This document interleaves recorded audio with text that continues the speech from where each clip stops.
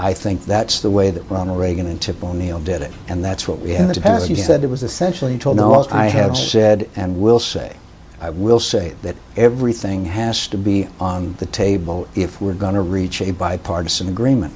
I've been in bipartisan negotiations before. I know how you reach a conclusion. We all have to sit down together with everything on the table. So that means payroll tax increases are on the table as well? There is nothing that's off the table. I have my positions, and I'll articulate them, but nothing's off the table. I don't want tax increases. Of course I'd like to have young Americans have some of their money put into an account with their name on it, but that doesn't mean that anything is off the table. But their payroll tax diverted into account. I say that everything is on the table that has to be on the table, the way Tip O'Neill and Ronald Reagan did. Let me ask you about your position to exclude Russia from the G8. How are you going to get that done? Every other G8 nation is against it. Well, you have to take positions whether other nations agree or not, because you have to do what's best for America. Got some visitors here. And the world. That's Sam. Look at Russia's actions in the last week or so. He'll get out. He'll get out. He'll be fine.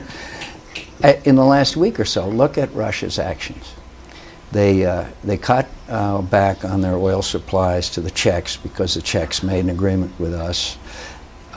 They have now thrown out or forced out BP out of Russia. And by the way, a lot of us thought that might happen. They continue to put enormous pressures on Georgia in many ways. They're putting pressure on Ukraine.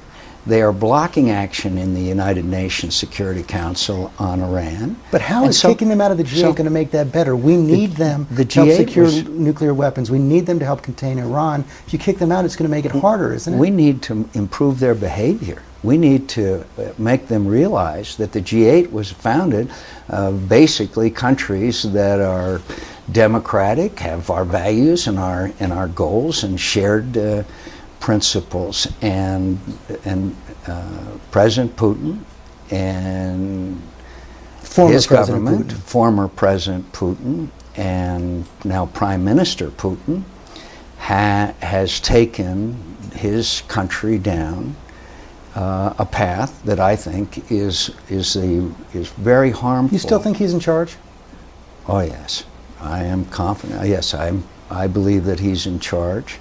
And I don't think he would have chosen his successor if he didn't think he would remain in charge. Well, let me get back to the original question. They become an autocracy. Because President Medvedev says this proposal isn't even serious. So I go back. How are you going to exclude Russia from the G8 when every other country is against it?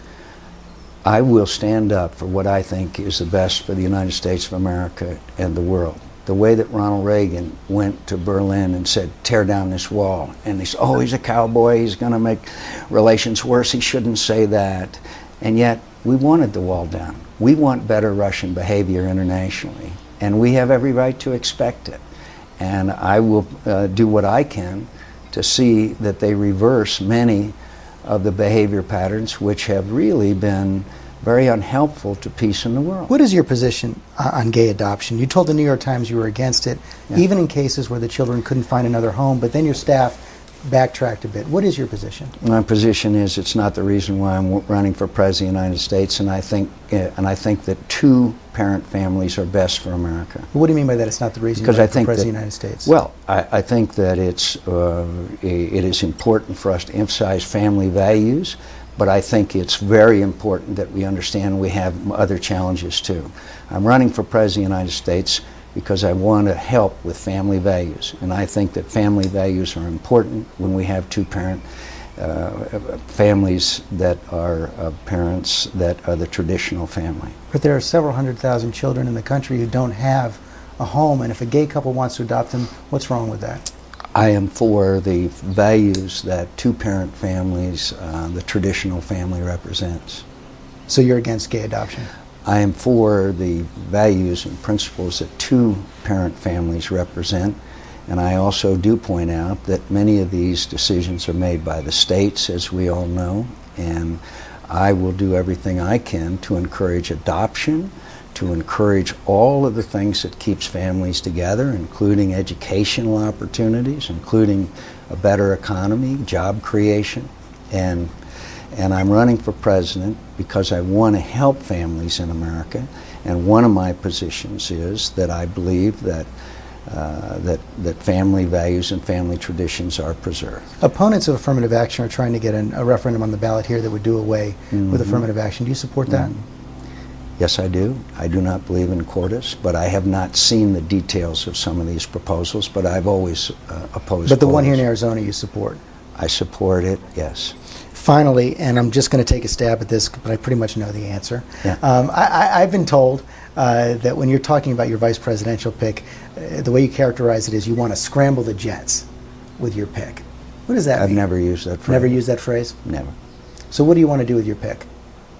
I want to be the best team that we can provide the United States of America in very difficult times. Are you getting close on a decision? We're still in the process. Senator McCain, thank you very much. Thank you.